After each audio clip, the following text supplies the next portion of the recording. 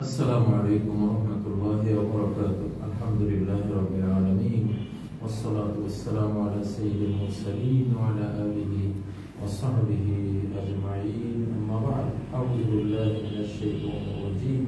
بسم الله الرحمن الرحيم. সম্মানিত দর্শক শ্রোতা ভাই বোনেরা, আল কুরআনুল কারীম এবং সহিহ আল বুখারীর মাধ্যমে হাদিসের ছাত্রছাত্রীরা যারা আল কুরআনুল কারীমকে হৃদয় থেকে হৃদয়ে, সিনা থেকে সিনায় ধারণ করতে চান, নবী সাল্লাল্লাহু আলাইহি ওয়াসাল্লামের হাদিসকে সিনা থেকে সিনায় নিতে চান, তাদের জন্য এটি একটি আমাদের আয়োজন। এই কোরআন হাদিসে আল্লাহ থেকে শুরু হয়েছে।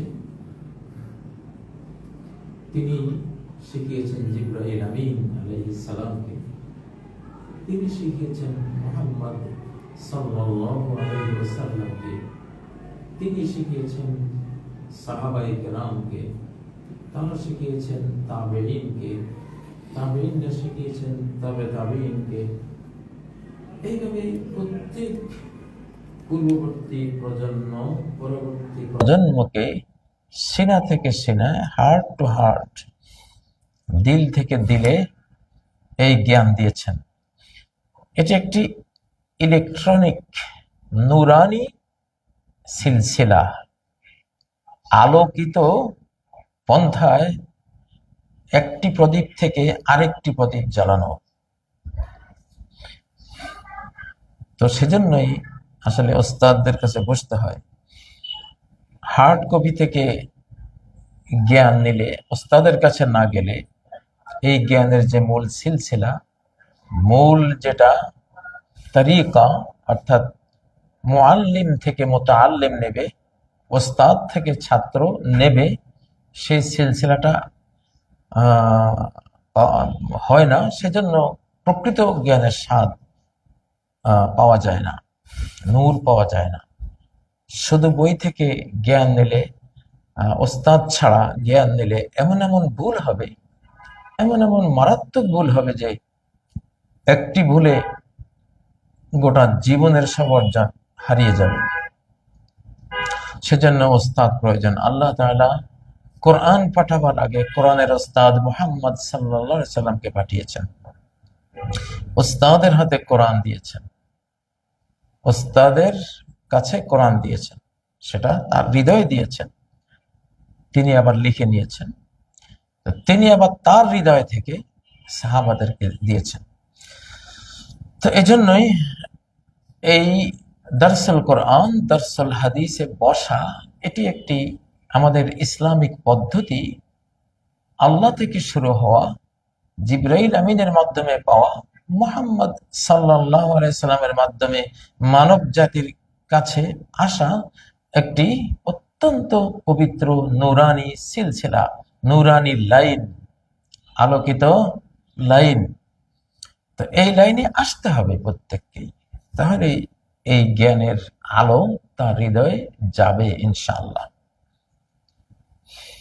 বই আমরা পড়ি, কিন্তু সাথে ওস্তাদ লাগবে। শুধু বই যথেষ্ট নয়, এটা জানতে হবে। আজকাল এসব ইলেকট্রনিক মিডিয়াগুলো থেকে, ডিভাইসগুলো থেকে শুধু যদি কেউ জ্ঞান নেয়, সে ভীষণ ভীষণ ভুল করবে। হ্যাঁ, এগুলো থেকে জ্ঞান নেবে, কিন্তু তার ওস্তাদও লাগবে। ওলামাদের সহবতে বসতে হবে, মুআল্লিম যারা ওস্তাদ, তাদের সাহচর্যে যেতে হবে। তাহলেই সঠিকভাবে সে জ্ঞানের ছাত্র হবে, নির্ভুল জ্ঞান প্রাপ্ত হবে, এবং আল্লাহ থেকে আসা এই নুরানি সিলসিলা, আল্লাহ থেকে শুরু হয় সিলসিলার, সে একজন ধারক হবে। কারণ আল্লাহর নূরটা হৃদয়ে আসে। আল্লাহ তাআলা আমাদের তৌফিক দিন। দারসুল কোরআনের গত পর্বে আমরা মালিকি ইয়াউমিদ্দিন পর্যন্ত গিয়েছিলাম। মালিকি ইয়াউমিদ্দিন শেষ হয়নি, আজকে সেখান থেকে আবার শুরু করছি। أعوذ بالله من الشيطان الرجيم بسم الله الرحمن الرحيم مالك يوم الدين তিনি মালিক ইয়াউমিদ্দিন বিচার দিবসের। ইয়াউমুন মানে দিন, সময় পর্ব, দিনকেও বোঝানো হয়, আবার শুধু সময়ের যে কোনো পর্বকে ইয়াউম বলা হয়, আরবিতে দিবসকেও বলা হয়।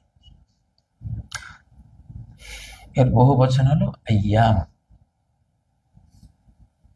আর দিন এ শব্দের এখানে অর্থ হলো আল জাযা ওয়াল হিসাব, প্রতিদান এবং বিচার। দিন শব্দের আরো অর্থ আছে, অনেকগুলো অর্থ আছে, প্রধান তিনটা অর্থ। দিন মানে আত-তাআহ ওয়াল খুদু, কারো আনুগত্য করা, কথা মেনে চলা। দানা লাহু, এই লোকটি তার আনুগত্য করে বা আনুগত্য করেছে। আরেক দিন মানে আল জাযা ও আল হিসাব, যেটা এখানে উদ্দেশ্য। আবার দিন মানে হলো ধর্ম, মানুষের বিশ্বাস অনুসারে কর্ম, চরিত্র, লেনদেন এবং যেই দণ্ডবিধি আছে, অর্থাৎ আকাইদ, ইবাদত, আখলাক, মুআমালাত, হুদুদ। আকাইদ অর্থাৎ বিশ্বাসের বিষয়গুলো, ইবাদতের বিষয়গুলো। 3 নম্বর মুআমালাত, লেনদেনগুলো, ব্যবসা বাণিজ্য, বিবাহ শাদী ইত্যাদি ইত্যাদি। 4 নম্বর আখলাক, চরিত্র। 5 নম্বর হুদুদ, দণ্ড বিধি। তো মূলত এগুলোকে দিন বলা হয়। তো এই জন্য কোরআনে কারিমে এসব অর্থেই আর দিন শব্দটি ব্যবহার হয়েছে। এখানে হলো আল জাযাউ ওয়াল হিসাব, মালিক ইয়াউমিদ্দিন, বিচার দিবসের মালিক, প্রতিদান দিবসের মালিক, পুনরুজ্জীবন দিবসের মালিক, ডে অফ রিজারেকশনের মালিক।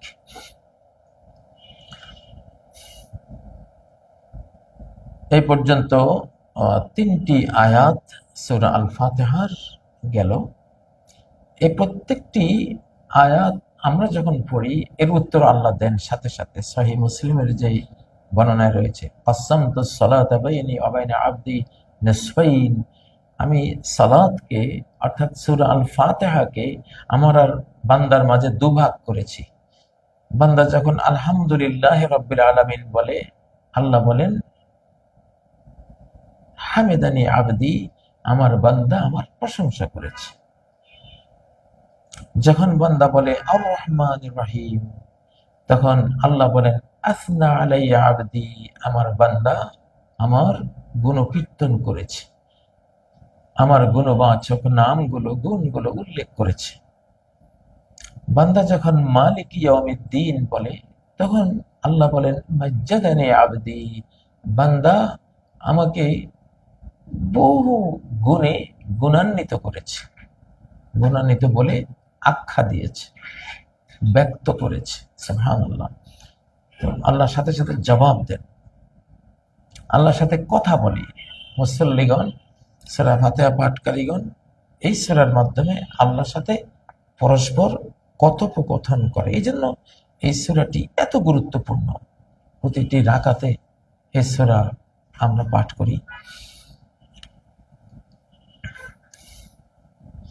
إياك نعبد وإياك نستعين,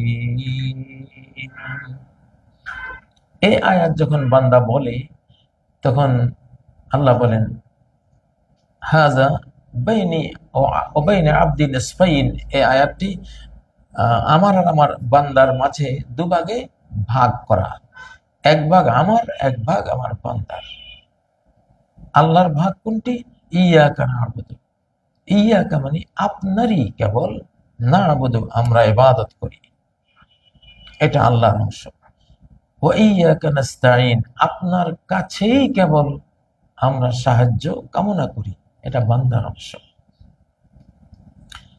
তো মূলত এই ৪ নম্বর আয়াতটি সমগ্র কোরআনের সারবত্তা, সমস্ত দ্বীনুল আম্বিয়া, আম্বিয়া কেরামের দ্বীনের এটাই হলো খোলাসা আর মর্ম।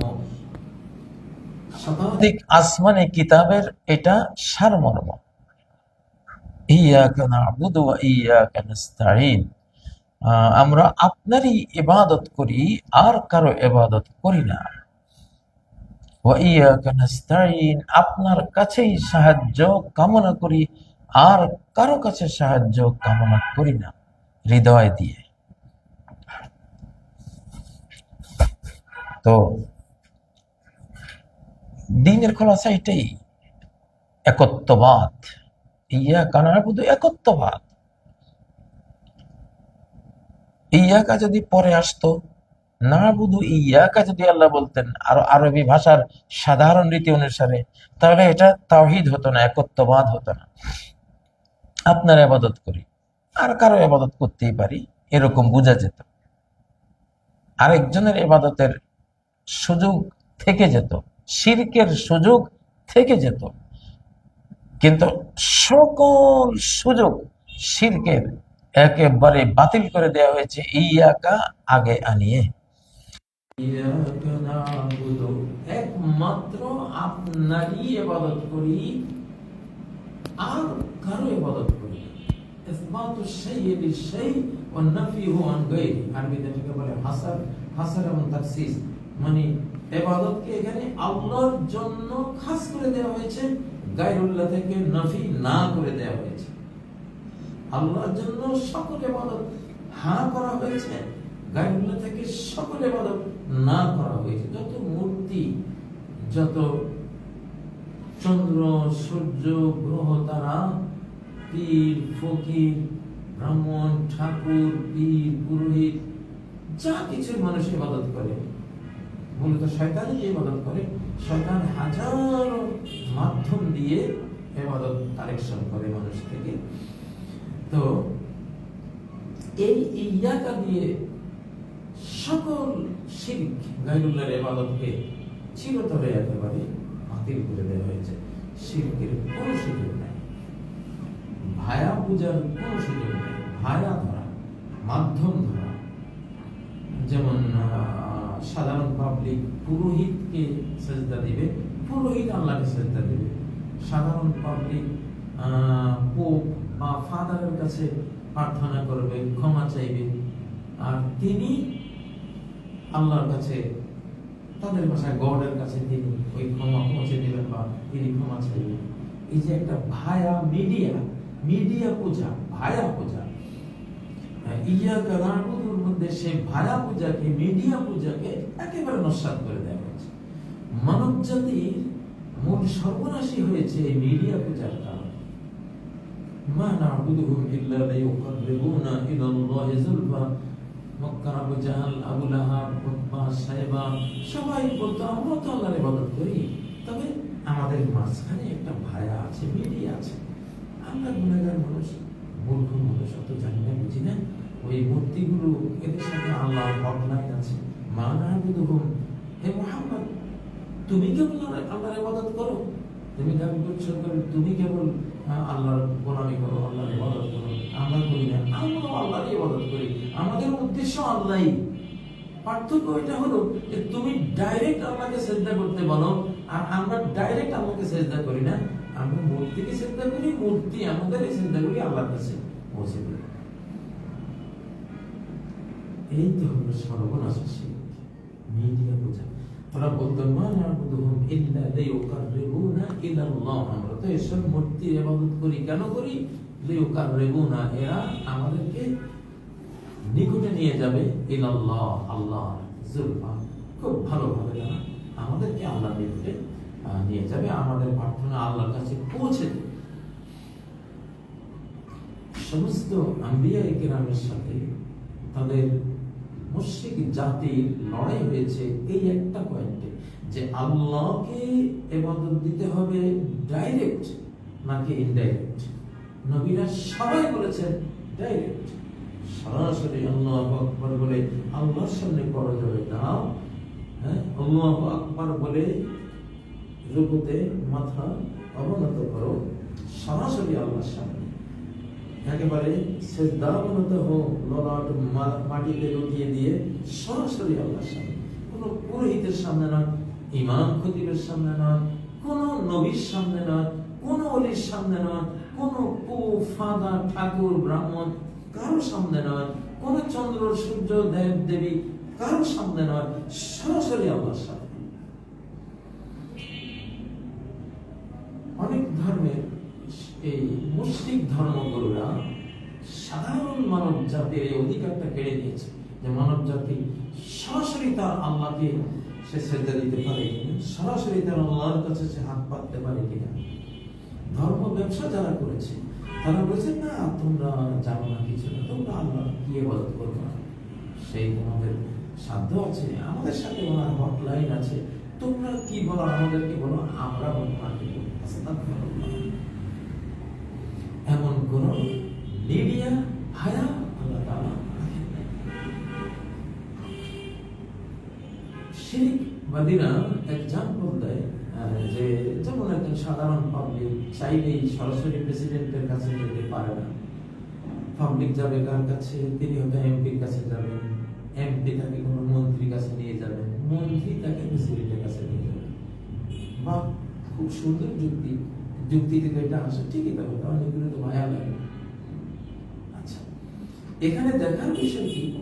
দেখার বিষয়টা হলো মানুষ প্রেসিডেন্টের কাছে বা প্রধানমন্ত্রী বা মানুষ যে কোনো শিল্পপতির কাছে, বড় ব্যক্তির কাছে যেতে ভায়া লাগে। কেন লাগে?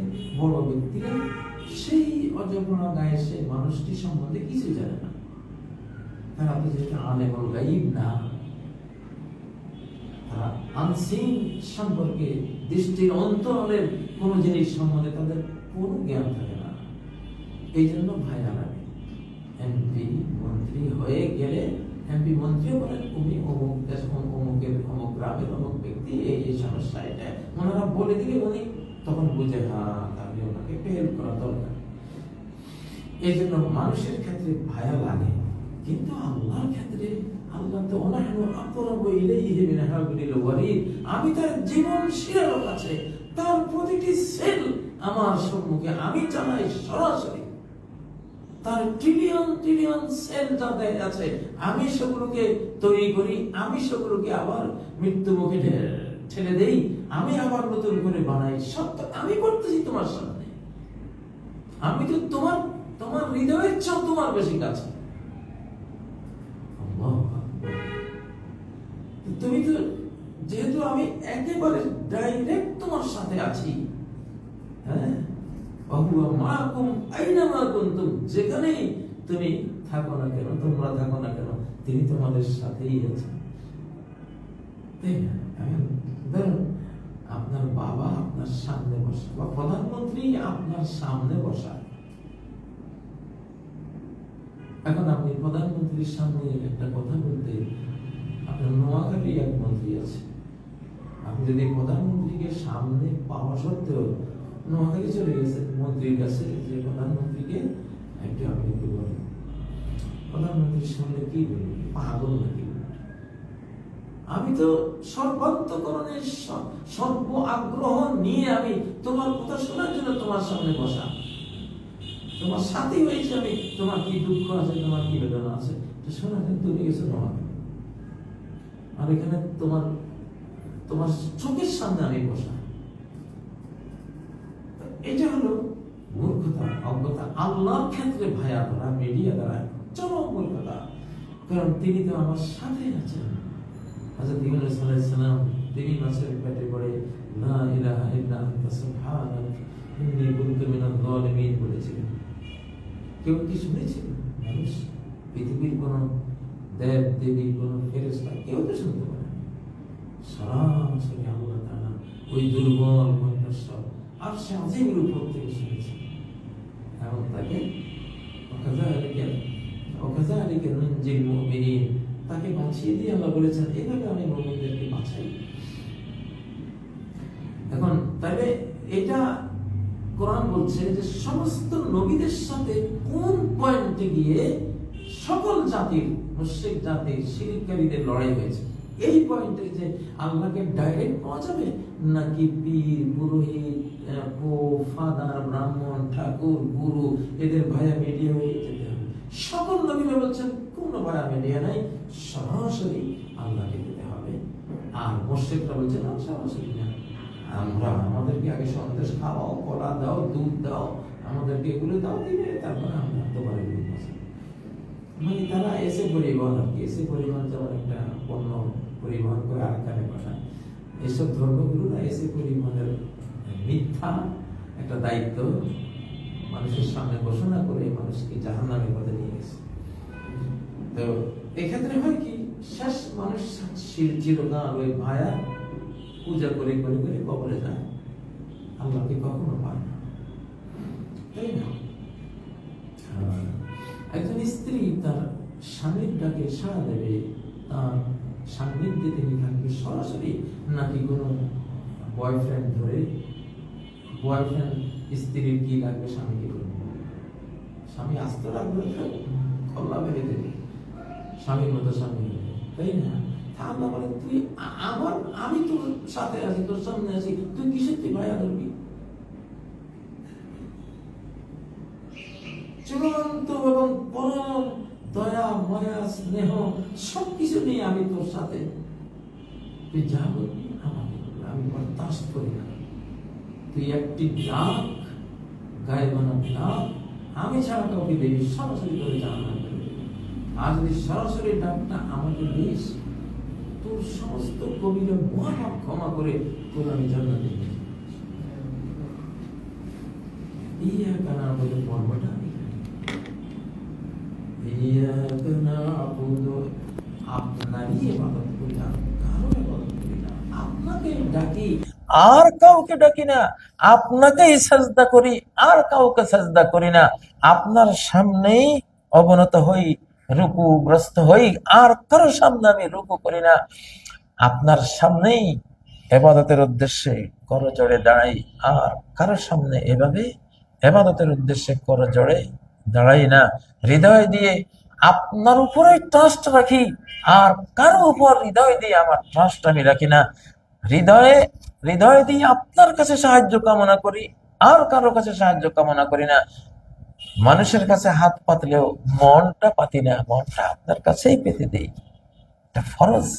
কেউ যদি মানুষের কাছে হাতও পাতে, মনটাও পাতে, যে না যা দেবার মানুষই দেবে, তার মুশরিক, শিরকে আকবার করে ফেললো। ইয়াকা না'বুদু ওয়া ইয়াকা নাস্তাঈন, ইবাদত কি জিনিস?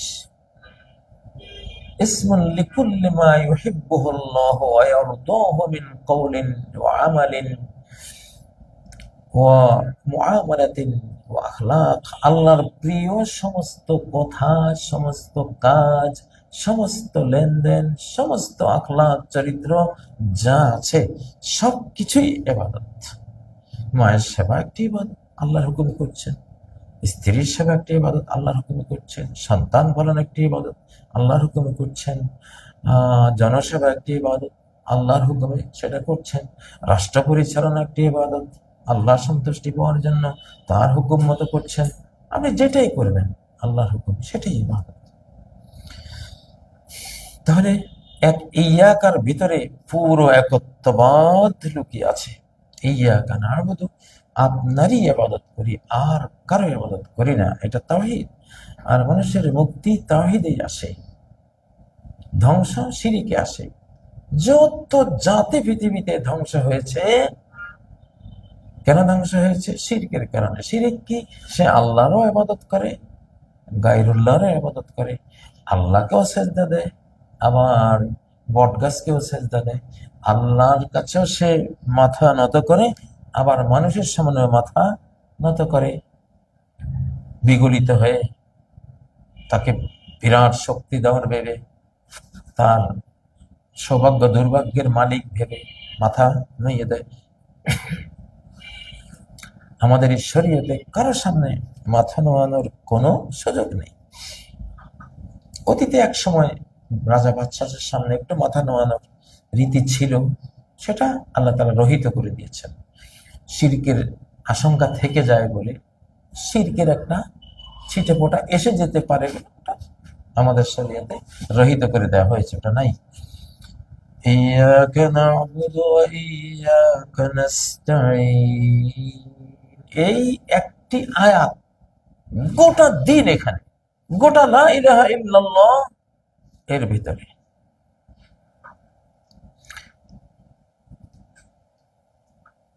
এখানে আমরা আপনারই ইবাদত করি, আর কারো ইবাদত করি না। আপনার কাছেই সাহায্য চাই, আর কারো কাছেই সাহায্য চাই না। এই দুটো কথাকে চারটা ভাগে, চারটা প্রকারে আমরা বিন্যস্ত করতে পারি। মানুষের মধ্যে একদল আছে ইয়াকা না'বুদুর মধ্যে পাকাপোক্ত, সে আসলে কারো সাথে শিরিক করে না,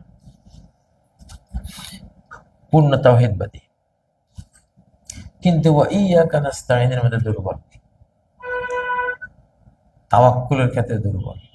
আজকে অনেক মুসলিম রাষ্ট্র এমন আছে, দেখেন না কিভাবে অমুসলিম বিজাতিদের কাছে তার নিরাপত্তার সমস্ত কিছু ছেড়ে দিয়ে তাদের উপরে নির্ভরশীল হয়ে আছে। তারা মার খায় এই বাহু ভাঙ্গার কারণে। দুইটা বাহু, ইয়াকা না'বুদু একটা বাহু, আল্লাহর ইবাদতের বাহু, আর এই ওয়া ইয়াকা নাস্তাঈন তাওয়াক্কুলের বাহু। আমি সমস্ত ইবাদত আল্লাহকে দেব, সমস্ত সাহায্য তার কাছ থেকে নেব। মানুষের কাছে সাহায্য চাইলেও সেটা মুখ দিয়ে চাইবো, হাত পাতবো, কিন্তু মন পাতবো না। আগে আল্লাহকে বলবো, আল্লাহ তুমি আমাকে সাহায্য করো।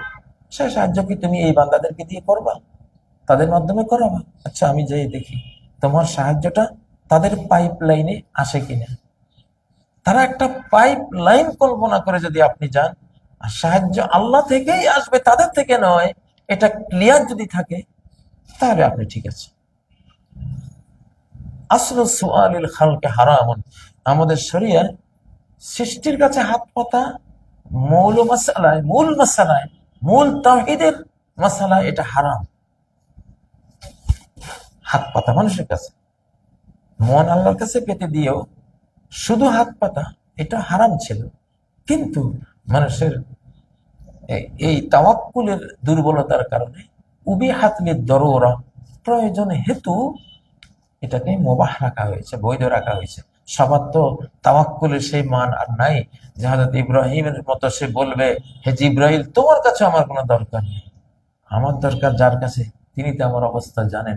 হাসবি আল্লাহু ওয়া নি'মাল ওয়াকিল বলেছেন। আর সরাসরি আল্লাহ তাআলা আগুনকে বলে দিয়েছেন, কুনি বারদাও ওয়া সালামান আলা ইব্রাহিম, আমার ইব্রাহিমের জন্য শীতল হয়ে যাও, শান্তিময় হয়ে যাও।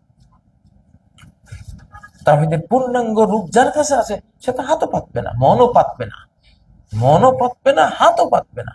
কিন্তু সাধারণ জনগণের তার এত বড় তাওয়াক্কুল থাকে না। সেই জন্য মন পাতা নবীদের জন্য যেমন, গায়রুল্লাহর কাছে মন পাতা তাদের ক্ষেত্রে যেমন হারাম ছিল, প্রত্যেক সাধারণ জনগণের ক্ষেত্রেও মন পেতে দেওয়া সৃষ্টির কাছে এটা শিরক, এটা হারাম। এখন আপনি একজন এমপির কাছে, একজন ধনীর কাছে টাকা চাইতে পারেন, তার আগে মনটা পাততে হবে আল্লাহর কাছে, আল্লাহ তুমি আমার কিছু দাও, তুমি দাও কিছু। এখন কার মাধ্যমে দিবা? চেয়ারম্যানের মাধ্যমে, না এমপির মাধ্যমে, না মেম্বারের মাধ্যমে? আচ্ছা গিয়ে দেখি, ঢু দিয়ে দেখি, না কোনো ধনীর মাধ্যমে। একটু হাত পেতে পেতে আল্লাহর দানটাই আপনি নিচ্ছেন, এটা যদি ভিতরে আকীদা, বিশ্বাসে, ঈমানে থাকে, তাহলে আপনার তাওহীদ ঠিক আছে। এখানে নবী সাল্লাল্লাহু আলাইহি সাল্লাম খুব সচেতন থাকতেন। তিনি কাউকে কিছু দেওয়ার সময় তাওহীদের এই দিকটা ক্লিয়ার করে দিতেন, খবরদার আমি দিচ্ছি, তুমি মনে করো না যে আমি দাতা না, এই দানটা আল্লাহর, আমি পরিবেশন করছি। ইন্নামা আনা কাসিমুন ওয়াল্লাহু ইউতি, আমি শুধু পরিবেশক, দাতা হলেন আল্লাহ। সহিহ বুখারীতে এই হাদিসটি ক্লিয়ারলি নবীজি বুঝিয়েছেন, তাওহীদের এই দিকটা রক্ষা করেছেন তিনি। এজন্য আমাদের উচিত কেউ কাউকে কিছু দিলে এটা বলে দেবো যে ভাই এটা আল্লাহর দান, আমি পাইপ লাইনে, আমি হলাম পরিবেশক। যেমন একটা জিয়াফতের বাড়িতে, তাই না, অনেক খাবার থাকে, আবার অনেক পরিবেশন করে, তারা পরিবেশন করছে, সবাই বুঝে যে উনি আসলে দাতা না, তাই না, উনি পরিবেশনকারী, খাওয়াচ্ছেন আরেকজনে। আবার ওই খানেওয়ালা বুঝে যে মূল খাওয়ানেওয়ালা আমি না, এটা আমার মালিক। আল্লাহ আকবার। তো তাহলে মানব জাতি এই আয়াতে 4 ভাগ হয়ে যায়। এক ভাগ তার ইয়াকা না'বুদু স্ট্রং, কিন্তু ওয়াইয়াকা নাস্তাইন দুর্বল। সে সাহায্য নেয়ার ক্ষেত্রে কঠিন ভাবে তার মনটা তার আল্লাহর সাথে গেঁথে নাই, অন্যের দিকে মন যায়। এই জন্য সে মুসলিম অমুসলিম যা বাস বিচার করে না, সবার কাছে, যার কাছে সন্দেহ হয়, নিষিদ্ধ ব্যক্তিদের কাছে সে সাহায্য চেয়ে বসে, এই জন্য মার খায়। আরেক দল আছে, তারা ওয়াইয়াকা নাস্তাইনের মধ্যে পাকা, আল্লাহর উপর তাদের সিরিয়াস তাওয়াক্কুল, কঠিন তাওয়াক্কুল, সাহায্য আল্লাহ তাআলাই করেন, কোনো সন্দেহ নেই। আগের যুগের যারা সুফি সাধক ছিলেন, এরা তাওয়াক্কুলের মধ্যে খুব পাকা, এমন আল্লাহ ভরসা। হ্যাঁ, দেখা যায় যে চুলায় কিচ্ছু নাই, বাড়ির ধারে কাছে কোনো খাবার নেই, আল্লাহর উপর তাওয়াক্কুল করতে গিয়ে দেখা যায় কিছুক্ষণ পরে কোত্থেকে যে খাবারের বন্যা বয়ে গেল। তো এটা তাওয়াক্কুলে পাকা, কিন্তু আবার ইবাদতে তারা একটু দুর্বল। এই জন্য অনেক বেদাত করে ফেলে, কুসংস্কারের মধ্যে নিয়ে যায় মানুষকে, ওই ক্ষেত্রে দুর্বল। তো সেটা আবার তাওহীদের জন্য ক্ষতিকর। এই জন্যই অধিকাংশ শিরিক ছড়িয়েছে মুসলিম উম্মার মধ্যে পীর সাহেবদের মাধ্যমে। মানে তাদের তাওয়াক্কুলের প্রাবল্যের কারণে, আল্লাহ ভরসার প্রবলতার কারণে তারা আল্লাহ সাহায্য পেয়ে গেছে, কারামাত এসছে, অলৌকিক অনেক ঘটনা ঘটছে। হ্যাঁ, তো এগুলি দেখে এখন মানুষ, ওরা আবার ইবাদতের ক্ষেত্রে একটু দুর্বলতার কারণে ওই পথ দিয়ে শিরিক ঢুকে গেছে, মানুষ ওদেরকে পূজা করা শুরু করেছে। দেখা গেল ওদের মৃত্যুর পরে ওদেরকে নিয়ে কবরকে এমন ভাবে মূর্তি বানিয়ে দিয়েছে, সারাদিন ওখানে শিরিক হয়, সেজদা হয়, প্রার্থনা হয়, এসব। কিন্তু আম্বিয়া কেরাম এমন ছিলেন না। নবীজির কবরে কেউ গিয়ে একটু যে মাথা নোয়াবে কোনো সুযোগ নেই, কারণ উনি দোয়াই করে গেছেন, আল্লাহুম্মা লা তাজআল কবরি ওয়াসানান ইউবাদ, আমার কবরকে এমন মূর্তি বানিয়ে দেন না যে মূর্তির পূজা করা হবে, আমার কবরটা মূর্তি হয়ে যেতে পারে।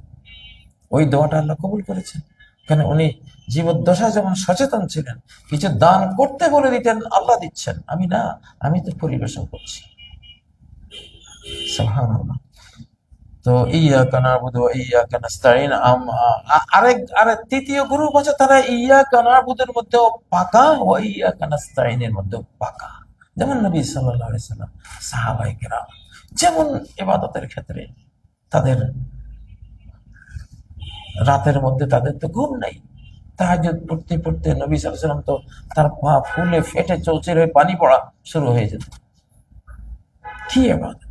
আমার দিনের রাতের সন্ন্যাসী, দিনের অশ্বারোহী, দিনের অশ্বারোহী, আল্লাহর উপর তাওয়াক্কুল করে যা করা লাগে, ব্যবসা বাণিজ্য, কৃষি, বাগান, যুদ্ধ বিগ্রহ, সমাজ পরিচালনা, মানব সেবা করা, দুস্থকে খাওয়ানো, সব করছেন, দুই বাহুতে তারা পাকা। এইটা হলো বাপের বেটা। এদের দ্বারাই পৃথিবী আলোকিত হয়, উজ্জ্বল হয়, তাওহীদমুখী হয়, শিরিক মুক্ত হয়, আল্লাহমুখী হয়। চতুর্থ একটা গ্রুপ আছে, দুইটাতে কাঁচা, ইয়াকা না'বুদুর মধ্যে দুর্বল, বা ইয়াকা নাস্তাইনের মধ্যে দুর্বল। যেমন আমরা আর কি, আমাদের এই যুগের মানুষ, কোনোটাই আমাদের শক্তি নেই। এই জন্য একটা পাখির যদি দুইটা বাহুই যদি তার ঠিক মতো পর না থাকে, বাতাস ঝাপটিয়ে উড়ার মতো সেই কন্ডিশন গুলো ঠিক না থাকে, তাতে সে কি করবে? না, পাখির শাবক উড়ান দেয়, দিয়ে আবার পড়ে যায়, উড়ান দেয় আবার পড়ে যায়, কারণ তার ডানা দুইটা ঠিক নেই তখনও। তো আমাদের অবস্থা হলো এরকম, ইয়াকা না'বুদু ওয়া ইয়াকা নাস্তাইন, আপনারই ইবাদত করি, আর কারো ইবাদত করি না, আর আপনার কাছেই সাহায্য কামনা করি, আর কারো কাছে সাহায্য কামনা করি না। নবী সাল্লাল্লাহু আলাইহি সাল্লামের সাহাবীদের মধ্যে অনেকে এমন ছিলেন, কারো কাছে কিছু চাইতেন না, মানে মন দিয়ে তো কারোর কাছে চাইতেনই না, হাতও পাততেন না। গোড়া দিয়ে যাচ্ছেন, গোড়ার থেকে হাত থেকে চাবুকটা পড়ে গেছে, একজনকে বলতেই পারেন ভাই চাবুকটা তুলে দাও, সেটাও না। হযরত আবু বকর সিদ্দিক সহ, হাকিম ইবনে হিজাম সহ একত্ববাদী সাহাবীদের মধ্যে বিরাট একটা গ্রুপ এরকম ছিল, কিছু চাইতেন না। হ্যাঁ, তাওহীদের এই মানটা যদি কারো থাকে সে তেমন হতেই পারে। এটাই নাজাতের উসিলা। পৃথিবীতে যত জাতি বেঁচে গেছে এই তাওহীদুল ইবাদা, তাওহীদুল ইস্তিআনা, এই একত্ববাদ দ্বারা বেঁচে গেছে। আর যারা ধ্বংস হয়ে গেছে এই দুই ক্ষেত্রে শিরিক করে ধ্বংস হয়ে গেছে। শিরিক। পৃথিবীতে এখনো তো শত কোটি মানুষ আছে, তাদের ইবাদত মূর্তির জন্য, তাদের সাহায্য কামনাও মূর্তির জন্য, মূর্তির কাছে। তো কি পাবে তারা? তারা কিভাবে বাঁচবে? আখেরাতে কিভাবে মুক্তি পাবে? দুনিয়াতেও যখন এই বহুত্ববাদ আর একত্ববাদের লড়াই বাঁধে, তখন বহুত্ববাদীদের অনেক কিছু থাকে, অনেক অস্ত্র শস্ত্র, সৈন্যবল, অর্থবল, জনবল অনেক বেশি থাকে। কিন্তু যেহেতু শিরক, তাদের মাবুদরা তাদেরকে সাহায্য করতে পারে না, তারা তো ক্ষমতা লেস।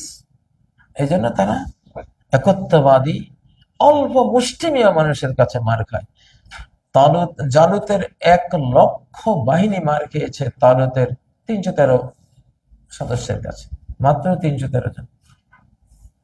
তার মানে 99,000, প্রায় 600 কতজন, 87, 99,687 সৈন্য মার খেয়েছে 313 জনের কাছে। মানে 1,00,000 মার খেয়েছে, আমি 313 জন বাদ দিলাম। আর এইদিকে এত বাড়তি কত তারা, 99,687 জন বেশি এদের তুলনায়। চিন্তা করে দেখ, কল্পনা করা যায়। ইয়াকা না'বুদু ওয়া ইয়াকা নাস্তাঈন, আল্লাহর কাছে এটাই ইখলাস নামে পরিচিত। এটা ইখলাস। সূরাতুল ইখলাস, যে সূরাকে আমরা বলি, সেখানে তাওহীদের আলোচনায় আছে, সেখানে কোনো ইখলাস শব্দটাই তো নাই। সূরাতুল ইখলাস তো দুইটা, একটা হলো ইখলাসুল ইবাদা, আর একটা হলো ইখলাসুল ইলমি ওয়াল মারিফাতি ওয়াল আকীদা। তো ইখলাসুল ইবাদা হলো কুল ইয়া আইয়ুহাল কাফিরুন, এটা সূরাতুল ইখলাস, ইবাদতের ইখলাসের সূরা, যা আমরা আল্লাহ ছাড়া কোনো মূর্তি ইত্যাদির কোনো কিছুর ইবাদত করি না। আর কুল হুয়াল্লাহু আহাদ, আল্লাহ ছাড়া কারো উপরে কোনো ট্রাস্ট রাখি না, কারো কাছে কিছু আছে, কিছু করতে পারে আমার উপকার অপকার আল্লাহর অনুমোদন ছাড়া, এটা আমি বিশ্বাস করি না। জ্ঞান ও বিশ্বাসের একত্ববাদ। ইয়াকা না'বুদু ওয়া ইয়াকা নাস্তাঈন, সমগ্র কোরআন নাজিল হয়েছে এই আয়াতের উপরে, এই একটি আয়াত কেন্দ্রিক সমগ্র কোরআন। বাকিগুলি তার পার্শ্বচর, তার প্রসঙ্গ আলোচনা। সমগ্র কোরআনে একটাই ওহী। পুরোটাকে যদি আপনি এককে নিয়ে আসতে চান তো বলতে পারবেন সারা কোরআনে একটাই ওহী আছে, দ্বিতীয় কোনো ওহী নেই। একমাত্র ওহী, একটাই ওহী। কি? কুল ইন্নামা ইউহা ইলাইয়া, ইন্নামা ইউহা ইলাইয়া, আমার কাছে একটাই ওহী আসে, আর কোনো ওহী আসে না যে আন্নামা ইলাহুকুম ইলাহু ওয়াহিদ, তোমাদের ইলাহ মাবুদ একজনই, একমাত্র মাবুদ। গোটা কোরআনের সারাংশ হলো এই আয়াত, তাওহীদ, একত্ববাদ। এক আল্লাহ পূজারী হও, এক আল্লাহমুখী হও, এক আল্লাহর প্রতি ট্রাস্ট রাখনেওয়ালা হও, এক আল্লাহর কাছে প্রার্থনাকারী হও, এক আল্লাহর কাছে সেজদাবনতকারী হও, সেজদাবনত হও, এক আল্লাহর কাছেই সমস্ত সুখ দুঃখ তুমি ব্যক্ত করো, বর্ণনাকারী হও। একটাই ওহী। সারা কোরআন খুললে দেখবেন হয় আল্লাহ এই তাওহীদের কথা বলছেন, না হয় তাওহীদবাদীদের পুরস্কারের কথা বলছেন। তাওহীদবাদীরা কে কে, কিভাবে, কোন নবী, কোন উম্মত কিভাবে তাওহীদের উপর থাকার কারণে বেঁচে গেছেন, তাদের কি ফজিলত দুনিয়াতে হয়েছে, কি সম্মান হয়েছে, পরকালে তারা কি পাবে, এগুলির বয়ান। আর নতুবা দেখবেন যারা তাওহীদ না মেনে শিরিক করেছে তাদের কি পরিণতি হয়েছে, কি কি শিরিক করেছে, কিভাবে ধ্বংস হয়েছে, কোন কোন আযাবে তারা গ্রেফতার হয়েছে, তাদের কবরে কি অবস্থা হবে, হাসরে কি অবস্থা হবে, শেষ পরিণতি কি হবে। আপনি গোটা কোরআনে এই এই একটা বিষয়, কোরআনের বিষয়বস্তু একটার ভিতরে, একের ভিতরে আছে হাজার হাজার বিষয়, একের ভিতরে সব। সে একটা হলো, যেহেতু এক আল্লাহ থেকে আসা কোরআন, অতএব কোরআনের বিষয়বস্তু একত্ববাদ। সূরা হুদের মধ্যে ক্লিয়ার করে দিয়েছেন, আলিফ লাম রা কিতাবুন উহকিমাত আয়াতুহু সুম্মা ফুসসিলাত মিন লাদুন হাকীমিন খাবীর। এটা এমন একটি কিতাব, তার আয়াতগুলোকে অত্যন্ত বিজ্ঞানময় করা হয়েছে, জ্ঞান গর্ভ করা হয়েছে, সুস্পষ্ট ফয়সালাকারী করা হয়েছে, হিকমতপূর্ণ বিজ্ঞানময় করা হয়েছে। ফুসসিলাত এবং তাফসিল ওয়ার বিস্তারিত বলা হয়েছে, মিল্লাতুন হাকিমিন খাবীর, একজন মহাবিজ্ঞানী সর্ববিষয়ে ইনফরমেশন রাখেন তার পক্ষ থেকে। এখন এই পুরো কিতাবটা ইনফরমেশন ভরা, বিজ্ঞানময়। এই কিতাবটা কেন এসছে? একটি কারণে। পরের আয়াতে বলেছেন আল্লাহ তা'বুদু ইল্লাল্লাহ। গোটা কোরআনের লক্ষ্য একটাই, বিষয়বস্তু একটাই, যে আল্লাহ ছাড়া আর কারো ইবাদত চলবে না। ইবাদতের সার্বভৌমত্ব, সভরেন্টি অ্যাবসলিউটলি কার? আল্লাহ। তবে এই জন্যই সূরা ফাতিহার মধ্যখানে যে আয়াতটা, ইয়্যাকা না'বুদু ওয়া ইয়্যাকা নাস্তাঈন, এখন এর প্রথম অংশ এটাই হলো আসমানি সকল ধর্মের সারবত্তা, পুরো কোরআনের সারাংশ, সমস্ত নবীগণের জীবনী এবং দাওয়াতের সারাংশ। এখন আপনি যদি প্রথম অর্ধেক আল্লাহকে দেন, দ্বিতীয় অর্ধেক আপনি পাবেন। সমস্ত ইবাদত পূজা আল্লাহকে দিলেন, আর আপনার অভাব নেই, সমস্ত সাহায্য ওনার কাছে চান, উনি দেবেন।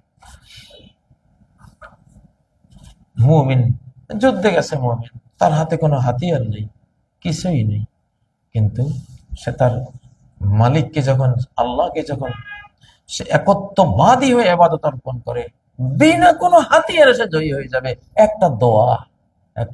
হযরত নূহ আলাইহিস সালাম, উনি কি তীর, তরবারি, কামান, ট্যাঙ্ক টুং নিয়ে জাতিকে মেরেছিলেন? একটা দোয়া, লা তাযার আলাল আরদি মিনাল কাফিরিনা দাইয়ারা। যেহেতু উনি সংবাদ পেয়েছেন আর কেউ ঈমান আনবে না, একটা দোয়া করে দিয়েছেন, এই পৃথিবীতে বিচরণ করার মতো একটা বেঈমানও আর তুমি রেখে দিও না, মেরে দাও সব, শেষ।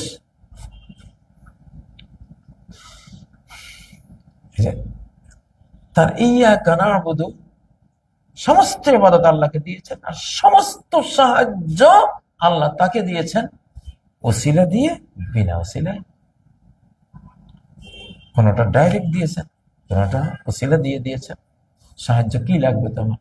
কখনো মানুষ দিয়ে সাহায্য করেছেন, মানুষ সাহায্য করেছেন, কারণ সাহায্য তো তিনিই করেন। আজকের বাংলাদেশকে বাঁচতে হলে, আজকের মুসলিম জাহানকে বাঁচতে হলে, মুমিনদেরকে বাঁচতে হলে, এইটাই হলো বাঁচার সবচেয়ে বড় দুর্গ। ইয়্যাকা না'বুদু ওয়া ইয়্যাকা নাস্তাঈন, তাওহীদের দুর্গ, একত্ববাদের দুর্গ। কোন বহুত্ববাদী মুসলিম উম্মাহকে পরাস্ত করতে পারবে না, যদি একত্ববাদের এই দুর্গে, সুরক্ষিত, দুর্ভেদ্য, অপরাজয় দুর্গে যদি সে বসবাস করে, সে থাকে। ইনশাআল্লাহ, আশা করি আমরা তো থাকবো ইনশাআল্লাহ। মুমিনরা বিপদে পড়লে তাওহীদবাদী হয়, ভুল ভ্রান্তি গুলো উড়ে যায়, শিরিক গুলো উড়ে যায়, তারা আল্লাহমুখী হয়ে যায় ইনশাআল্লাহ। প্রেসারে পড়লে ঠিক হয়ে যায় সবকিছু। ইয়্যাকা না'বুদু ওয়া ইয়্যাকা নাস্তাঈন। যাই হোক, এই একটি আয়াত নিয়ে ইমাম ইবনুল কাইয়্যিম মাদারিজুস সালিকিন, এত বড় ভলিউমের 2 খণ্ডের বিশাল বই লিখেছে, শুধু এই একটি আয়াত। আর শুধু এই একটি আয়াতের জন্যই, এই একটি আয়াতের ব্যাখ্যায় গোটা কোরআন, 30 পারা কোরআন, সমস্ত আসমানি গ্রন্থ, সমস্ত নবীদের আগমন, এই একটি বিষয়, এই একত্ববাদ। লা ইলাহা ইল্লাল্লাহ, এবং এই লা ইলাহা ইল্লাল্লাহর জন্যই মুহাম্মদুর রাসূলুল্লাহ সংযুক্ত হয়েছে, যে তিনি এটা বাস্তবায়ন করেছেন, লা ইলাহা ইল্লাল্লাহকে বাস্তবায়ন করেছেন। আমি আগে বলেছি, যেহেতু প্রাথমিক ক্লাস, এগুলোতে একটু বিস্তারিত বলতে হবে, পরে দ্রুত চলবো ইনশাআল্লাহ। এই জন্য সূরা আল ফাতিহা নিজেই যেহেতু পুরো কোরআনের সমতুল্য, বা কোরআনে আযীম নিজেই একলাই মহাসমুদ্র, মহাসমুদ্র, জ্ঞানের অনন্ত সমুদ্র, এবং আজকের মানব জাতির, পৃথিবীর অস্থির পৃথিবীর, অশান্ত পৃথিবীর, ভয় ভীতিপূর্ণ পৃথিবীর সকল সমস্যার সমাধানে একটি আয়াত। আল্লাহমুখী হয়ে যাও, একত্ববাদী হয়ে যাও, এক আল্লাহর কাছ থেকে তো এসেছো, মৃত্যুর মাধ্যমে তো তার কাছে যাচ্ছ। আর দুনিয়ার এই ক্ষণকালের জীবনে এদিক সেদিক এত দৌড়াদৌড়ি করো না, হ্যাঁ? এত মূর্তির পিছে দৌড়াও কেন? এত শয়তানের পিছে দৌড়াও কেন? এত চন্দ্র সূর্য, আবার কয় প্রকৃতি, প্রকৃতি। এখন আল্লাহর নাম নিতে শরম লাগে, তাই না? হ্যাঁ, প্রকৃতি দিয়েছে। কত বড় কাঠটা কাফের বেঈমান যারা বলে এটা প্রকৃতির দ্বার। লা হাওলা ওয়ালা কুওয়াতা ইল্লা বিল্লাহ। কিসের প্রকৃতি? প্রকৃতিটা কি? নাথিং। প্রকৃতি বলতে কিছুই নেই, সব আল্লাহর সৃষ্টি। আল্লাহর সৃষ্টি, এটা বলো যে আল্লাহ তাআলা যে সৃষ্টি প্রকৃতি আমাদেরকে দিয়েছেন, এটা এই এই এই সৃষ্টির মাধ্যমে, সৃষ্টি জগতের মাধ্যমে এটি আল্লাহ দিয়েছেন, আল্লাহর নাম। আল্লাহু আকবার। যারা বলে ওই নক্ষত্রের চলাচলের কারণে বৃষ্টি প্রাপ্ত হয়েছে, মোতরনা বেনাও ইন কাজা, আরবরা বলতো ওই নক্ষত্র, ওরা ওরা ওরা জ্যোতিষশাস্ত্র বিশ্বাস করতো। এই নক্ষত্র এখান থেকে এখানে গেলে বৃষ্টি হয়, ও এটা এখান থেকে এখানে গেছে এই জন্য বৃষ্টি হয়েছে না, এই জন্য রাশি খারাপ হয়েছে, কারণ আজকে নক্ষত্রগুলোর মধ্যে একটা পরিবর্তন এমন হয়েছে যেটা একটা ক্ষতিকর বোঝা যায়। তো এইটা, তো এটা শিরক। নক্ষত্র বানিয়েছে কে? নক্ষত্রকে সেট আপটা দিয়েছে কে? সমস্ত ভালো মন্দের মালিক তো তিনি।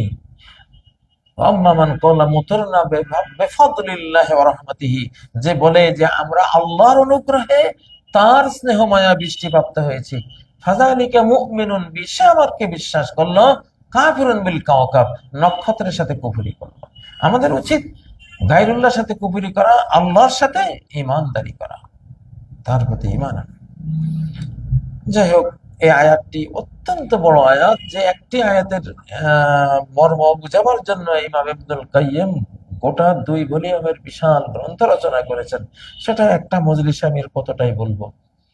তারপরে যেহেতু এটা ক্লাস, এখানে গণমানুষের ক্লাস, আমি আর লম্বা করছি না, আজকে এই আয়াতের মধ্যেই থেকে যাব। ইয়াকা না'বুদু ওয়া ইয়াকা নাস্তাঈন। এইবার ইনশাআল্লাহ হাদিসে যাব, নবীজির সুন্নায় যাব। এই থিওরিক্যাল কোরআনের বাস্তবায়ন কিভাবে করেছেন এবার সেটা দেখাবো। দুইটাই আমাদের লাগবে। আমি প্রত্যেকটা ক্লাসে এই কথাটা বলবো, আপনাদেরকে চেষ্টা করব। যেহেতু অনেকে ভুল বুঝছেন, ফেরকায় কোরআনিয়া হয়ে গেছে, শুধু কোরআন। যারা বলে আমি শুধু কোরআন মানে, হাদিস মানে, তারা কোরআনও মানে না, হাদিসও মানে না। টেরার মতো, তাই না? এক বোতলের 2 বোতল দেখে একটা ভেঙে ফেলছে, 2টা হয়ে গেছে। যে কোনো থিওরির একটা প্র্যাকটিক্যাল থাকে, প্র্যাকটিক্যালকে অস্বীকার করা মানে থিওরিটাকে অস্বীকার করা। এটা কে না বুঝে?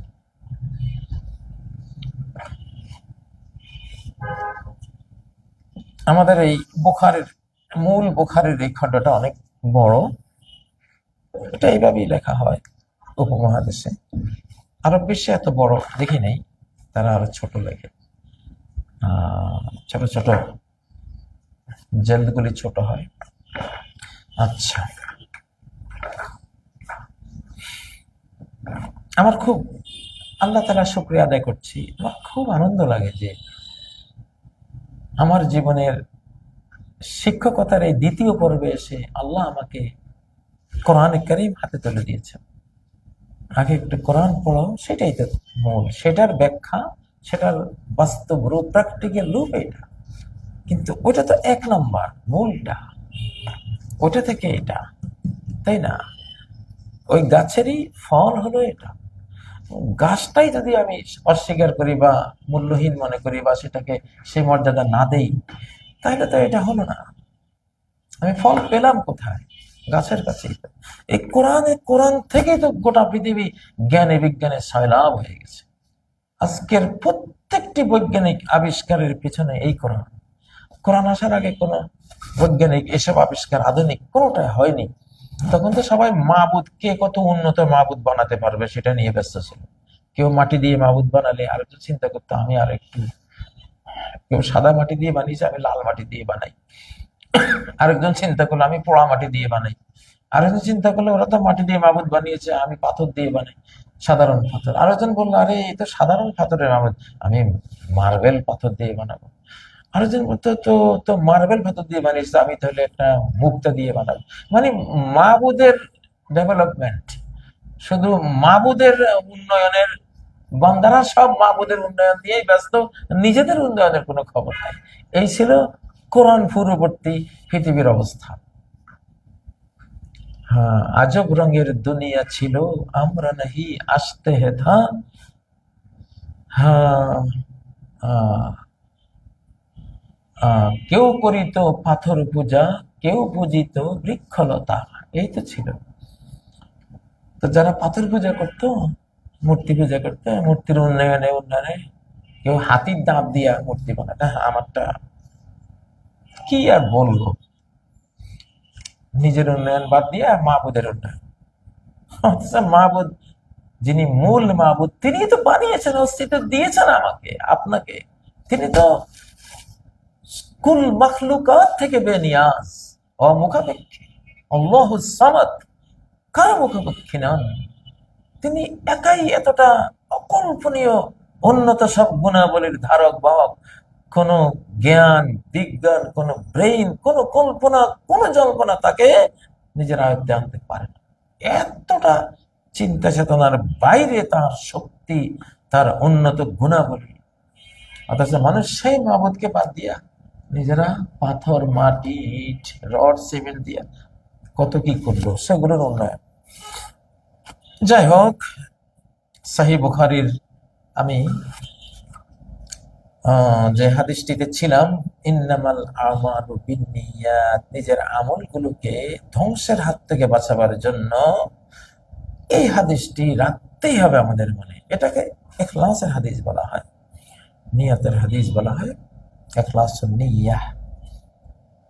আচ্ছা, দেখুন তাহলে আপনারা যে সূরা ফাতিহা পড়লেন, ইয়াকা না'বুদু ওয়া ইয়াকা নাস্তাঈন, আমাদের মনোজগতে, দেহ জগতে, সর্বান্তকরণে, কায়মন বাক্যে আপনি মাবুদ, আর কোনো মাবুদ নেই, সেটারই প্রতিধ্বনি হাদিস।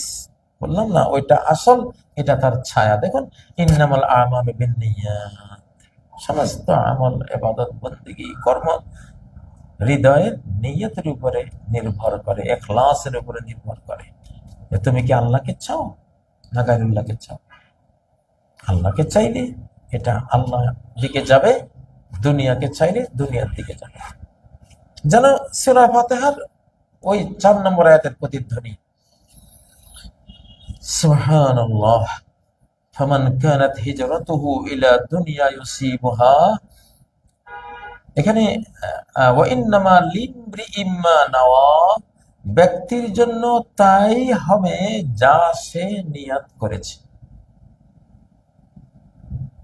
সম্মানের নিয়ত করেছে, বাস শুধু সম্মানটাই পেলাম, জান্নাত পাবা না। জ্ঞান অর্জন করেছ ডক্টরেট ডিগ্রির উদ্দেশ্যে, ডক্টরেট ডিগ্রি পেয়েছো, জান্নাত পাবে না ওটা দিয়ে। তোমার উদ্দেশ্য ছিল যে ডক্টরেট ডিগ্রিটা, তুমি আল্লাহর জন্য তো এটা শিখোনি। ডক্টর হবে, মানুষ তোমার ডক্টর বলবে, নামের আগে ডক্টর না করে রাগ করলো।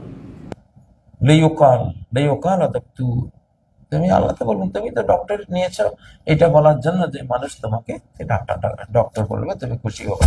তা তোমাকে বলা হয়েছে, খুশি হয়েছো, আমার কাছে কি চাও? এই জন্য তো সাহাবায়ে কেরামদের কোনো ডিগ্রি নেই, কেউ ডক্টরও না, কেউ প্রফেসরও না, কেউ মুফতিও না, কেউ কিছুই তো না, শুধু ওনাদের নামগুলি পাওয়া যায়। কতটা ইখলাস ওনাদের। সুবহানাল্লাহ। হ্যাঁ, এখানেই জয় পরাজয়। মানব জাতি পরাজয় হয় তার নিয়তের মধ্যে, তার এরাদার মধ্যে, তার ইচ্ছার মধ্যে। এখানে সর্বনাশটা হয়।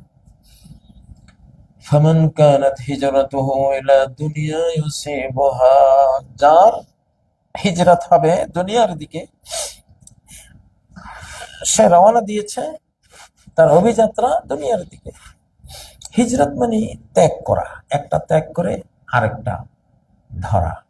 যে আল্লাহকে ত্যাগ করে দুনিয়াকে নিয়েছে, তাই না? দুনিয়াকে নিয়েছে, একজন নারীকে নিয়েছে, মক্কা থেকে মদিনায় গিয়েছে কিছু টাকা পয়সার জন্য, বা তার একজন বান্ধবী ছিল তাকে বিয়ে করার জন্য। সে যেটা চেয়েছে সেটাই পেল, আল্লাহকে পেল না, জান্নাত পেল না। এটা যেন সূরা হুদের আয়াতের প্রতিধ্বনি, এই হাদিসের অংশটা। মান কানা ইউরিদুল হায়াতাদ দুনিয়া, যার এরাদার মধ্যে আছে আল হায়াতাদ দুনিয়া, যার নিয়তে আছে দুনিয়ার ভোগ, দুনিয়ার বিলাস, লাক্সারিয়াস লাইফ, দুনিয়ার উন্নতি, এটা সেটা। 5 তলা একখান বিল্ডিং, 50 লাখ 1 কোটি টাকার একটা ব্যাংক ব্যালেন্স, ঠিক না? তারপরে ভোগ বিলাস, এই সেই, আমরা জানি এসব কিছু। তো এটাই মান কানা ইউরিদুল হায়াতাদ দুনিয়া ওয়া যিনাতাহা, যে দুনিয়ার হায়াত, দুনিয়ার সৌন্দর্য। এখানে ইলা দুনিয়া ইউসিবুহা, যার হিজরত হয়েছে দুনিয়ার দিকে, যে দুনিয়া সে কামাই করবে, এটা মান কানা ইউরিদুল হায়াতাদ দুনিয়া, এই আয়াতেরই প্রতিধ্বনি। ওয়া যিনাতাহা, দুনিয়ার জিনাত চায়, দুনিয়ার জিনাত। যুইনা লিন-নাসি হুব্বুশ শাহওয়াতের মধ্যে আল্লাহ বলেছেন জিনাতের 1 নম্বর হলো নারী। তো দেখেন, আও ইলা ইমরাআতিন ইয়ানকিহুহা, সে দুনিয়ার যে জিনাত, সৌন্দর্য, নারী জাতি, সে নারী জাতির জন্য হিজরত করেছে। আরে ভাই, নারী জাতির জন্য হিজরত করতে হবে কেন? তুমি আল্লাহর জন্য হিজরত করো। যে দেশে হিজরত করবা সেই দেশে কি নারীর অভাব আছে? একজনের সাথে তোমার প্রয়োজন, তুমি পারিবারিক জীবন শুরু করবা বৈধ উপায়। সেটা তো তোমার নিয়তে থাকার কোনো দরকার নেই, এটা তোমার জন্য বানিয়েছেন আল্লাহ। নিয়তটা কেন করতে হবে তার জন্য? তো মানে কোরআন থেকে, যে কোরআনের প্র্যাকটিক্যাল রূপ যে সুন্নাহ, দেখুন কিভাবে মিলতেছে। মান কানা ইউরিদুল হায়াতাদ দুনিয়া ওয়া যিনাতাহা নুওয়াফি ইলাইহিম আমালাহুম ফিহা, সে যা আমল করেছে দুনিয়াতে তারে দিয়ে দেব। দেখুন, ফাহিজরাতুহু ইলা মা হাজারা ইলাইহি, সে যেই দিকে হিজরত করেছে সেই দিকেই হয়েছে, সেটাই পেয়েছে। নুওয়াফি ইলাইহিম আমালাহুম ফিহা, তার আমলটা আমি দুনিয়াতে তারে দিয়ে দেব। আয়াতের কথাটা আর হাদিসের কথাটা মিলান, সুবহানাল্লাহ। ওহুম ফিহা লা ইউবখাসুন, তাকে দুনিয়াতে কোনো ঠকানো হবে না। উলাইকাল্লাযীনা লাইসা লাহুম ফিল আখিরাতি ইল্লান নার, এরাই তো তারা যাদের জন্য পরকালে কিছুই নেই, ইল্লান নার, আগুন ব্যতীত। কারণ সে পরকালকে তার নিয়তে রাখে নাই, জান্নাতকে তার নিয়তে রাখে নাই। নিয়ত ছাড়া আখিরাত পাওয়া যায় না, নিয়ত ছাড়া দুনিয়া পাওয়া যায়। সালাত পড়লেন, দুনিয়ার কোনো নিয়ত করলেন না, কিছুই চাইলেন না, দুনিয়ার উন্নতি হয়ে যাবে। সালাত উন্নত রিজিক নিয়ে আসবে, সালাত রিজিক নিয়ে আসবে, ওটা নিয়তে রাখতে হবে না। কিন্তু আখিরাত নিয়তে না রাখলে ওটা পাবেন না। হ্যাঁ, ওয়া'মুর আহলাকা বিস-সালাতি ওয়াসতাবির আলাইহা, তোমার পরিবারকে সালাতের নির্দেশ দাও, নিজে কঠিন সবর করে থাকো সালাতের উপর। নাহনু নারযুকুক লা নাসআলুকা রিজকা, যদি এই সালাত পড়ো ঠিক মতো ধৈর্য সহকারে, তোমার কাছে আমি কোনো রিজিকের বিষয় চাইবো না, রিজিক আমি দেব তোমাকে সালাতের উসিলায়। তো এই যে কোরআন আর এই যে সুন্নাহ, দেখুন দুইটার বয়ান দেখুন, ওই কোরআন থেকে এই সুন্নাহ, কোরআন থেকে এই হাদিস, এবং এগুলো নবীজির হৃদয় জগতের ভাষণা, এটাই ছিল তার অন্তরের মধ্যে। তিনি আল্লাহর জন্য ইবাদত করেছেন, আল্লাহর জন্য নবুয়তি, এই কষ্টকর প্রাণ জীবন বাজি রাখা এই মহা যুদ্ধ লড়েছেন আজ 23টি বছর জুড়ে কার জন্য? আল্লাহর জন্য। আর আবু জাহাল না, জীবন বাজি রেখে যুদ্ধ করেছে দুনিয়ার জন্য, নারীর জন্য। এই দুটাই প্র্যাকটিক্যাল, বাস্তব। فمن كانت هجرته إلى الدنيا يصيبها أو إلى امرأة ينكحها فهجرته إلى ما هاجر إليه। দুনিয়া আর নারী একসাথে আল্লাহ উল্লেখ করেছেন। সে দুনিয়ার দিকে গেছে বা নারীর দিকে গিয়েছে, মানে নারীরা একাই যেন পুরো দুনিয়ার সমান। এই জন্য বয়ানটা এইভাবে এসছে। নারী জাতি ঠিক না হলে দুনিয়া ঠিক হয় না, রাষ্ট্র ঠিক থাকে না, রাষ্ট্র অস্তিত্বহীন হয়ে যায়। নারীর সম্ভ্রম রক্ষা না হলে রাষ্ট্রের সম্ভ্রম, সার্বভৌমত্ব, স্বাধীনতা কিছুই রক্ষা হবে না। এটা একটা রাষ্ট্রবিজ্ঞান।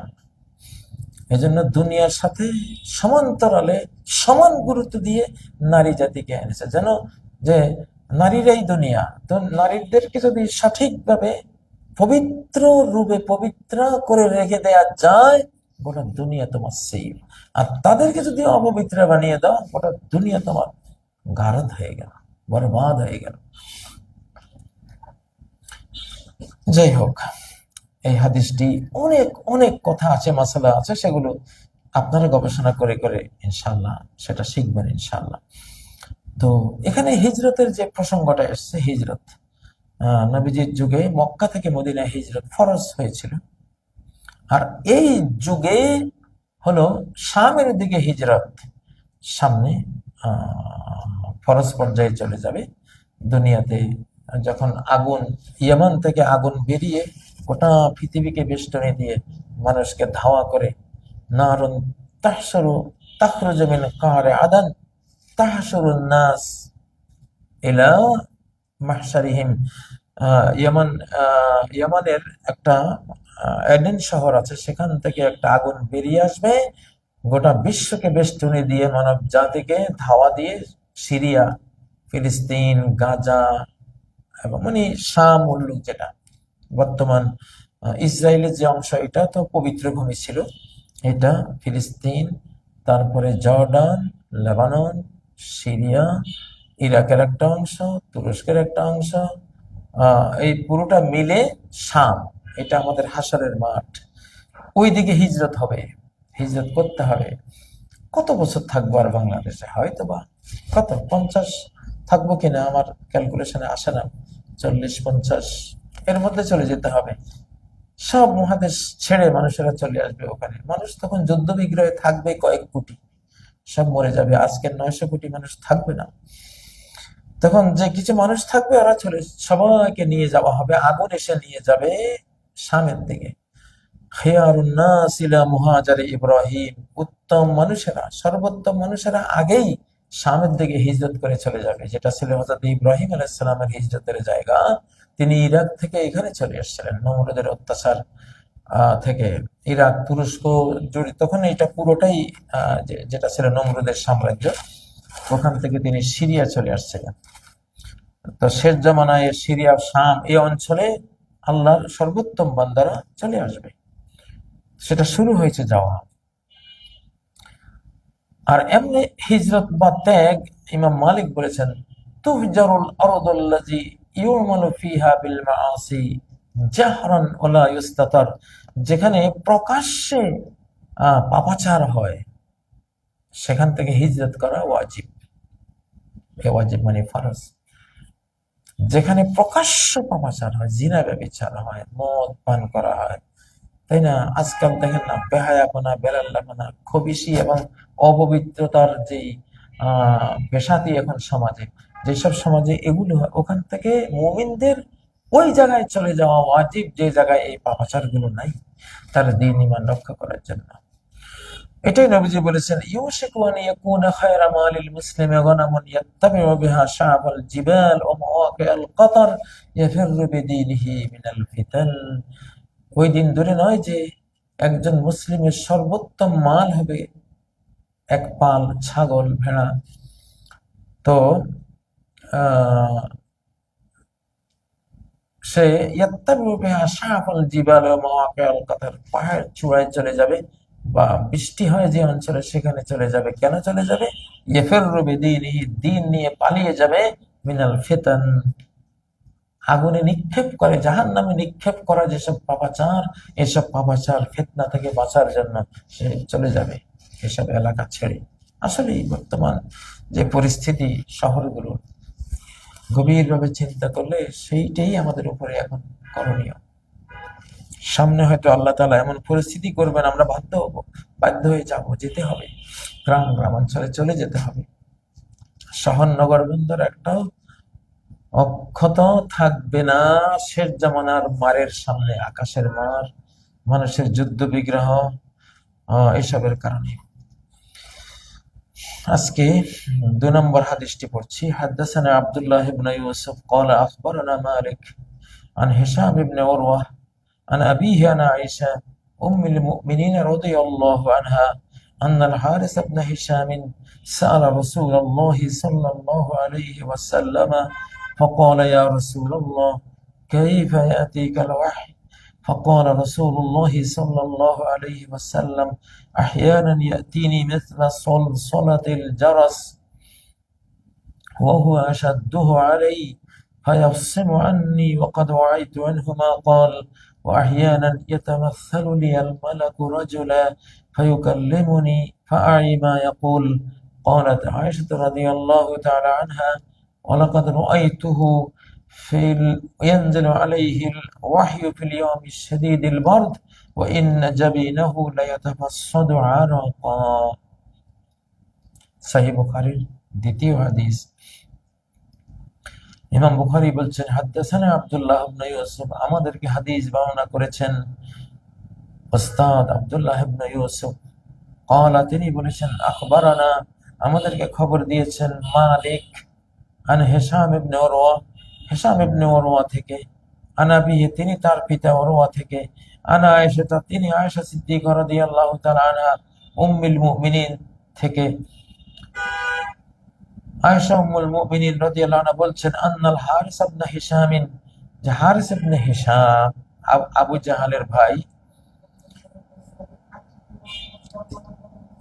সাআলা রাসূলুল্লাহ সাল্লাল্লাহু আলাইহি সাল্লাম,